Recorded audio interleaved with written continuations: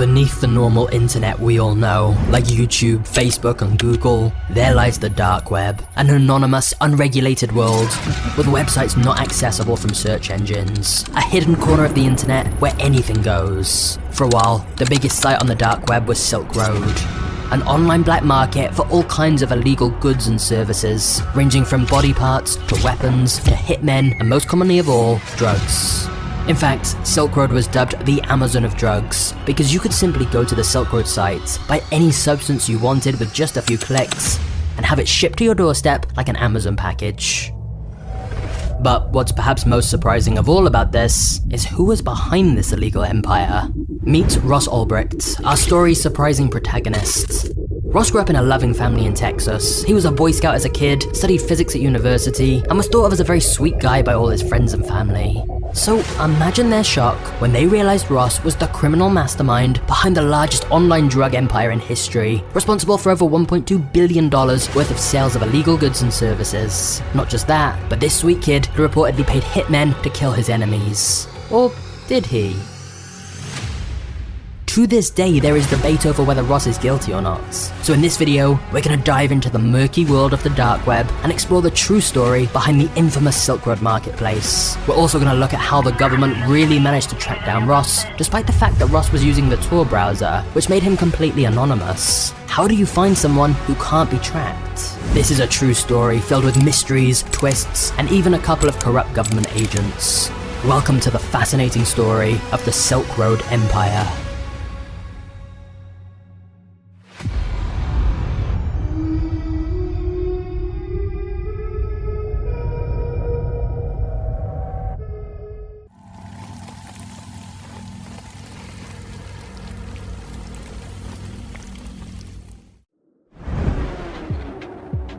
Ross Ulbricht wanted to change the world, but his life so far had been a series of almosts. He tried several business ideas, but never quite got anywhere with them.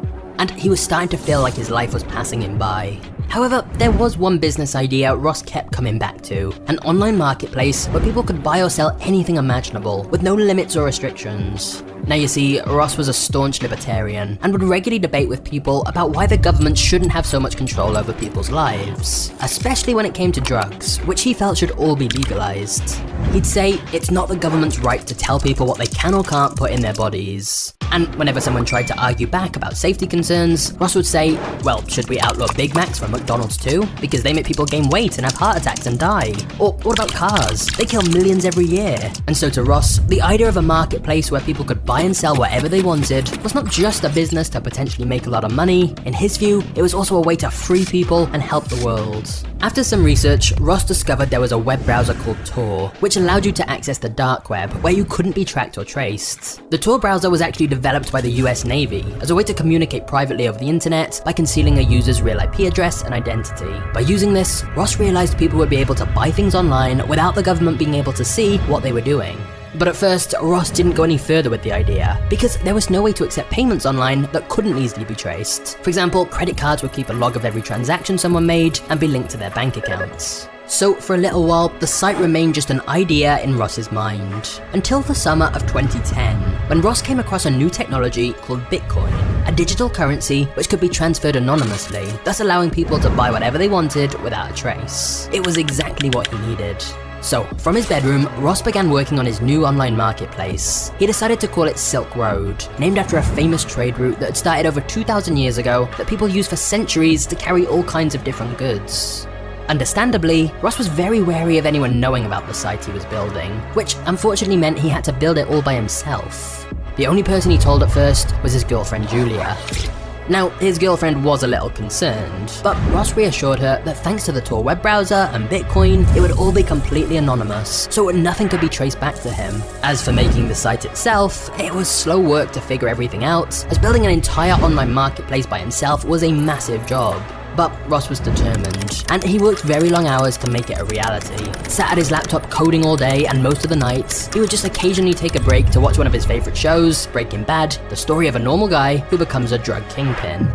However, as Ross was finally nearing completion of the Silk Road site, he realized he had a problem.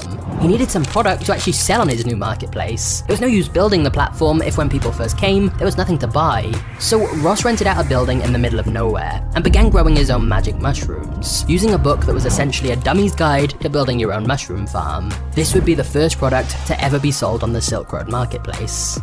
By early 2011, after a year of work on the site, he was ready to launch it to the world. He'd added categories for all different types of drugs. To begin with, the only item listed was the mushrooms he'd grown himself, but the plan was that sellers from all over the world would list their own items for sale. Of course, in order to attract both buyers and sellers to the site, he needed to promote it. Remember, sites on the dark web are not picked up by search engines, and it's also not like Ross could just run some Facebook or Google ads to help find customers for his illegal marketplace. So to get the word out about his new site, Ross went onto several internet forums to spread the word.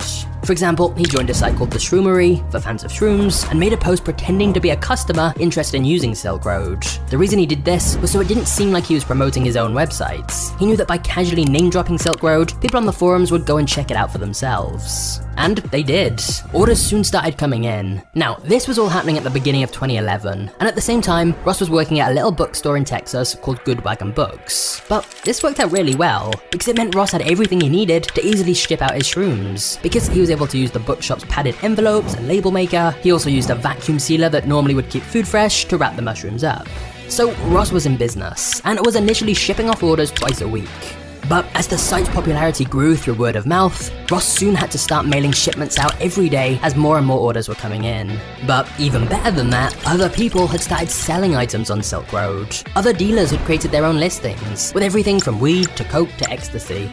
And of course, more products for sale helped attract even more buyers, and Silk Road initially took a 6.23% commission on every single trade.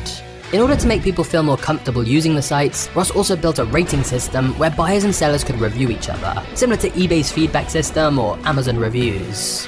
Ross worked tirelessly on the site and was constantly exhausted, but he was also incredibly excited by its growth. When he first made the site, he honestly hadn't been sure if anyone would use it at all, and yet in just a couple of months, he'd already made thousands of dollars in revenue. He told his girlfriend Julia about the progress of the sites. Although she was slightly less excited. Julia was concerned by the fact harder drugs were now being sold on Silk Road, especially when she realized someone had even started selling heroin on there. Her doubts about the whole thing started to grow, and she asked Ross, what if someone overdoses? Or sellers send out stuff that's been tampered with or laced with something else? Ross confidently reminded her of the rating system. He said if someone sells bad drugs, they'd get a bad rating and no one will buy from them again. Julia simply said, yeah, but how are they supposed to give a bad rating if they're dead?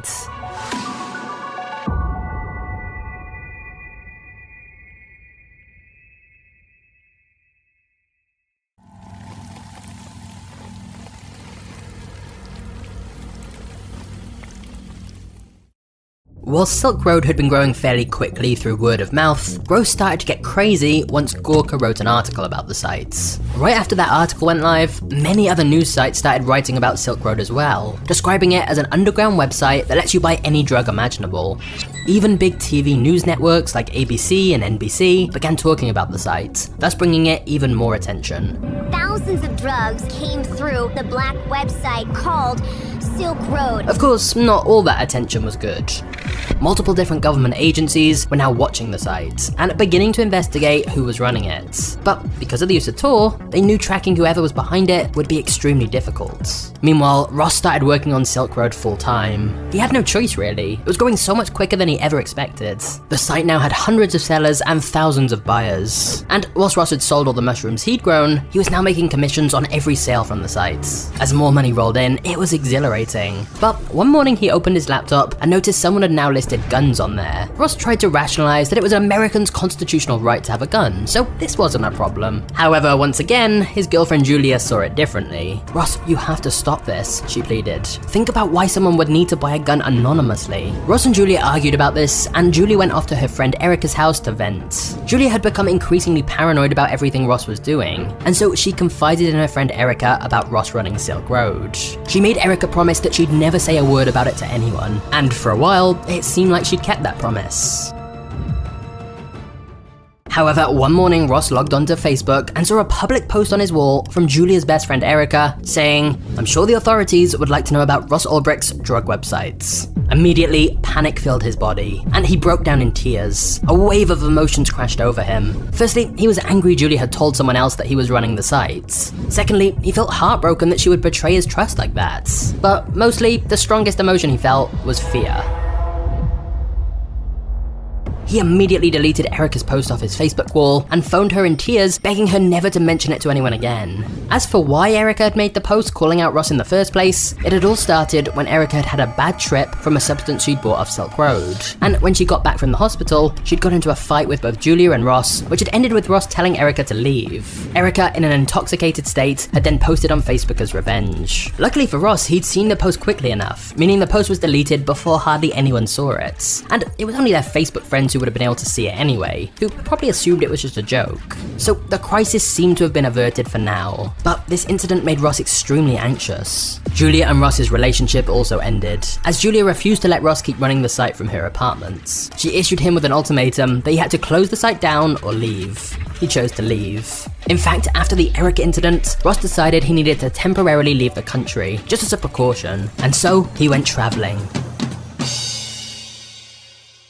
Ross went to Bondi Beach in Australia to relax. He went to Vietnam to celebrate the Lunar New Year. He even backpacked through Asia, hopping from different islands and staying in youth hostels. Of course, the travelers he met along the way had absolutely no clue Ross was running the biggest illegal site in the world, and that he was now worth millions of dollars in Bitcoin. Life was good for Ross. The only downside of traveling was that Ross often had to rely on internet cafes to access Wi-Fi so he could run the site. And he was understandably anxious about people seeing his screen and realizing what he was doing. Thus, he always had to pick a spot in the corner of the internet cafes. And he also programmed his laptop so that by pressing a certain key, he could immediately turn his screen black, just in case it felt like anyone was looking at what he was doing.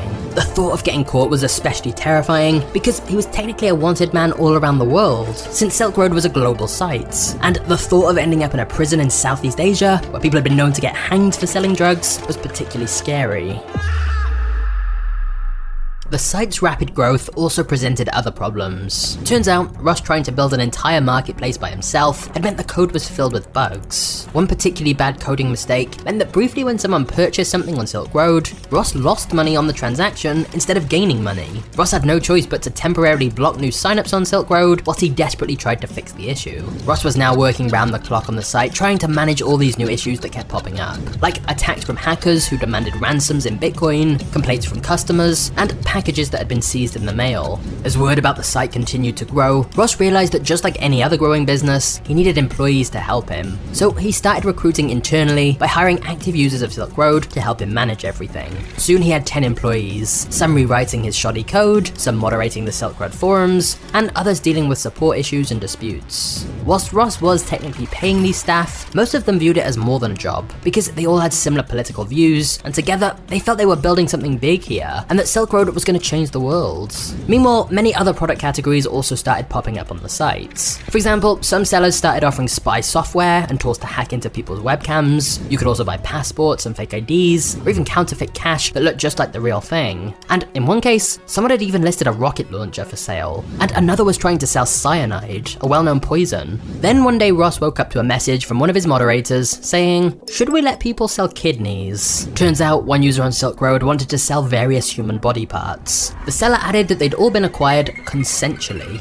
Ross was obviously a little concerned. This wasn't quite what he'd envisioned when he initially started the sites. But the way he saw it, Silk Road was merely a platform. Just like Facebook or eBay, it was the users who chose how to use it. It was against his philosophy to tell individuals what they could or couldn't buy and sell. He wanted a free market, so he didn't interfere. And as a result, the wide variety of illegal products for sale on Silk Road continued to grow, which continued to attract even more attention to the sites. What's interesting though, is Silk Road actually became a bit of a community. Many viewed it not just as a marketplace, but a movement. On the community forum, Ross even introduced a Silk Road movie night, where once a week, many Silk Road users would all start watching the same movie at the same time. Ross's first film choice for this movie night was V for Vendetta, and the movie's anti-government theme was definitely popular with the Silk Road community. Silk Road also started running some competitions to help gain new users, where people could win various illegal substances. However, there was one incident where the competition winner ended up disappearing right after winning, and some presumed he'd overdosed on the prize. Ross joked that perhaps a better competition prize would have been rehab.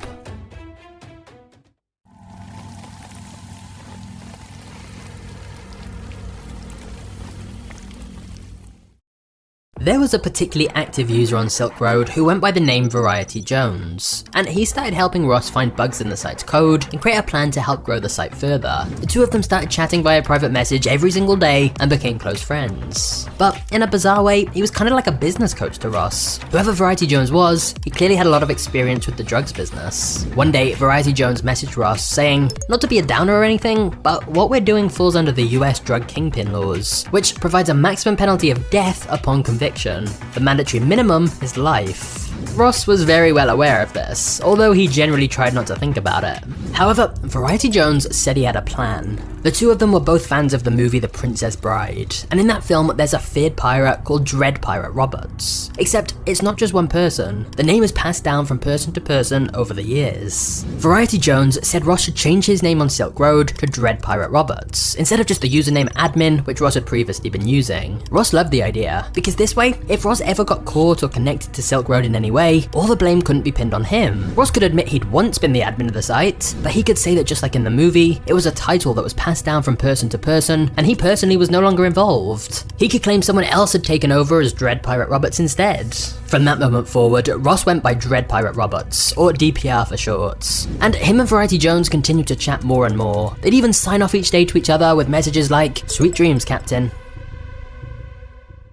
Before connecting with Variety Jones, Ross had been feeling incredibly lonely, since obviously he couldn't tell anyone else what he was doing, especially not after what happened with the Erica and Julia instance. Ross had to lie to all his family and friends about his life. In fact, he told them he was a day trader, so they assumed he was just on his laptop so much because he was trading stocks. But now, having this digital friendship with Variety Jones helped him feel less alone. He now had a literal partner in crime. Of course, it wasn't all perfect. As the site continued to grow in popularity, there were multiple incidents where hackers managed to steal Bitcoin from Ross because of issues with the site. Or they would attack the site and Ross would have to pay them a ransom in Bitcoin to stop. Luckily, Ross was making so much money by this point that the hackers getting some Bitcoin from him didn't actually matter that much. It was just a normal day at the office. Ross had never believed the site would get this big. By the time the site was a year old, it was estimated to be getting at least $500,000 worth of sales per week, which meant a lot of commission for Ross. Plus, around this time, the price of Bitcoin was rapidly increasing, so all the money Ross was making from the site's transaction fees was suddenly worth a lot more. By the end of Silk Road's second year, it reached almost 1 million users, and Ross's personal net worth was reportedly tens of millions of dollars, most of which was Bitcoin stored on thumb drives scattered around his apartments. But Ross told Variety Jones that by the time he was 30, he wanted to be worth $1 billion. And incredibly, it looked like it could actually be possible. They just had to keep expanding. Within 2 years of launching, Silk Road was at nearly 1 million users. By its peak, if Silk Road was a normal company, it would be called a unicorn, the label given to businesses valued at over $1 billion. It was unbelievable, really. A guy in his 20s running the world's largest illegal empire from his laptop. Ross had a slightly surreal moment whilst visiting the country of Dominica, where he realized Silk Road was worth more than the entire country's GDP. But occasionally, Ross would get a brutal reminder that the empire he was building did have some very real-life consequences, like when he saw this on the news. The synthetic LSD that killed the president was bought online, so potent it made him think he could fly. He fell from a balcony and suffered horrific head injuries. Ross listened to the story of some kids who'd purchased a party pack from Silk Road, containing a synthetic drug from China made in an unregulated lab. The kids had heard about the site, simply gone online, followed the guide about how to buy Bitcoin, made an order on Silk Road, and the items turned up in the mail. Easy. But when one of the kids took it, he started panicking. He suddenly didn't know where he was or what he was doing. The room was spinning. He got up and started running. He had no idea where he was going and ran straight off the hotel balcony, falling 30 feet into the parking lot below.